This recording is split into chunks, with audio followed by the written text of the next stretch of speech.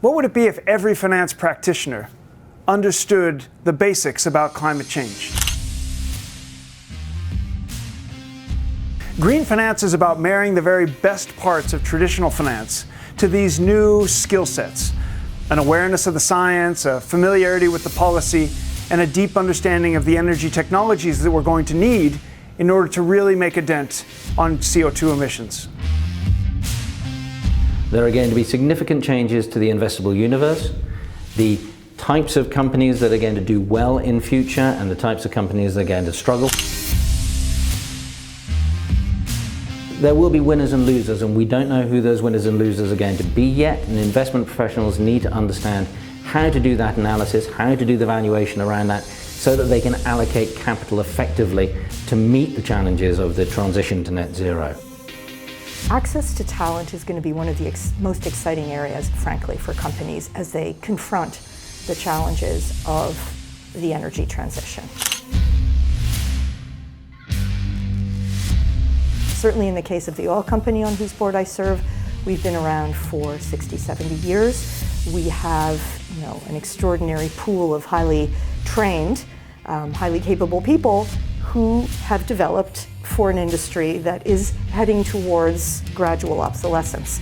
So the challenge for us, and I would say it's the same in any business to a greater or lesser extent, is in identifying how people can be reskilled and redeployed for the technologies of tomorrow. Job postings on LinkedIn for portfolio managers, 20% of those are now looking for sustainability skills, but only 2% of portfolio managers actually say that they have those skills. CFA UK and other signatories to the Green Finance Education Charter are moving quickly to deliver qualifications and training to try to fill that gap and ready the next generation of investment professionals and the existing universe of investment professionals to meet that challenge. We started by creating a new master's that sits within the business school on climate change management finance, creating a new empirical research unit that looks at how climate change is changing risk and return in the capital markets.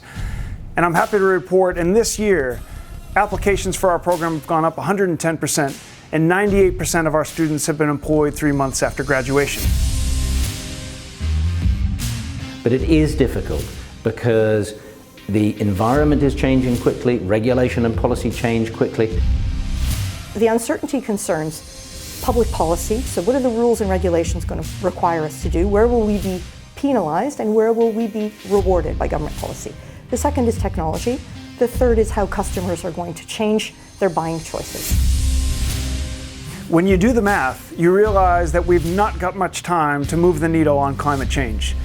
That means we've got to accelerate at an unprecedented pace the introduction of new technologies into the market, but also ramp up the ability to educate and train new leaders in this space. The biggest change is going to be in the way that society views the investment sector. Investment is an enormously important activity because it's how society allocates its capital to economic activities. Society is choosing to change the way that we allocate capital. Understanding the dynamics of green finance and how probably the most influential stakeholder out there for companies, which is their owners, how they are now starting to demand much higher standards in respect of the environment,